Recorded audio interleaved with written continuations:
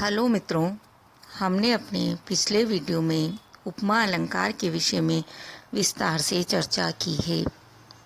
उपमा अलंकार के विषय में चर्चा करते हुए उपमा के अंग जो संख्या में 4 हैं उनके विषय में हमने जानकारी प्राप्त की थी। वे अंग थे उपमेय, उपमान, वाचक शब्द और साधारण धर्म। आज जो चर्चा हम करने वाले हैं उसमें भी हमें इनकी विशेष आवश्यकता पड़ने वाली है। हमने उपमा के भेदों पर भी चर्चा की थी और 3 भेदों को जाना था: पूर्णोपमा, लोप्तोपमा और मालोपमा।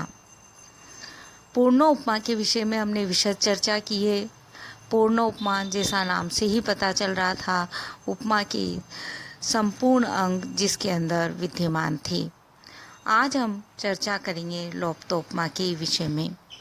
हम अपनी चर्चा को आगे बढ़ाएं उसके पूर्व मित्रों, आप लिंक को लाइक अवश्य करिए और यदि आपने हमारे चैनल को अभी तक सब्सक्राइब नहीं किया है तो सब्सक्राइब भी करिए और घंटी बजाइए ताकि हमारे अगले वीडियो आप तक सुगमता से पहुंचते रहें।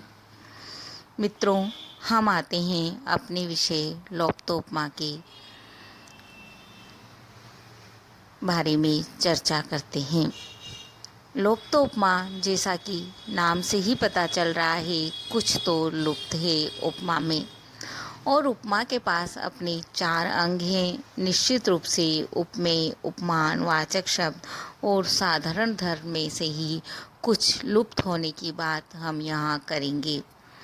वह क्या लुप्त होने वाला है, इस विषय पर चर्चा करें, इसलिए आवश्यक है हम लोप्तोपमा अलंकार की परिभाषा को, नियम को जानें।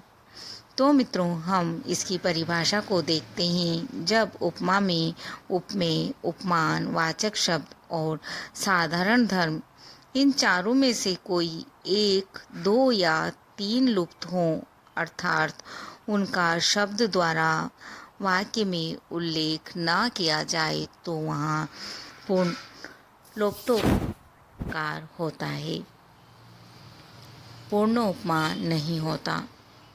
क्योंकि कुछ लुप्त हुआ है मित्रों, याद रखना है वह अंग 1 भी हो सकता है, 2 भी हो सकते हैं और 3 भी हो सकते हैं।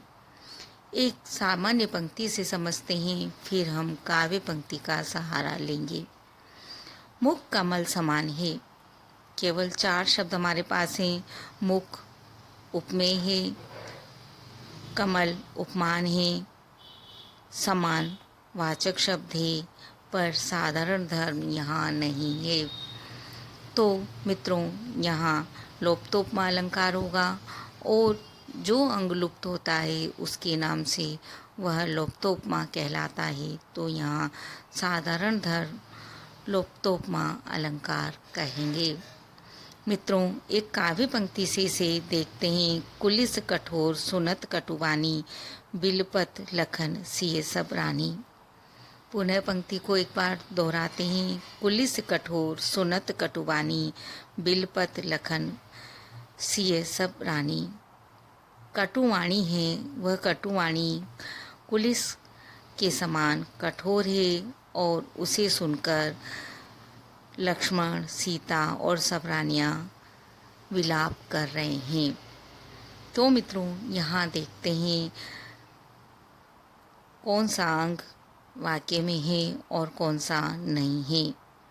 कटुवाणी उपमेय है, कुलिश उपमान के रूप में आया है, कठोर शब्द साधारण धर्म है, किंतु वाचक शब्द जो समान, तुल्य, सम, सा, सरिस के रूप में प्रयुक्त होता है वह यहाँ लुप्त है। अतः यहाँ पर वाचक लोप्तोपमा अलंकार होगा, क्योंकि जो लुप्त है उसी के नाम से हम इसे संबोधित करेंगे। तो मित्रों, इस तरह हमने लोप्तोपमा अलंकार में देखा उपमा के चारों अंगों में से कुछ न कुछ वहाँ अवश्य लुप्त होता है। हम मालोपमा के विषय में अगले वीडियो में चर्चा करेंगे।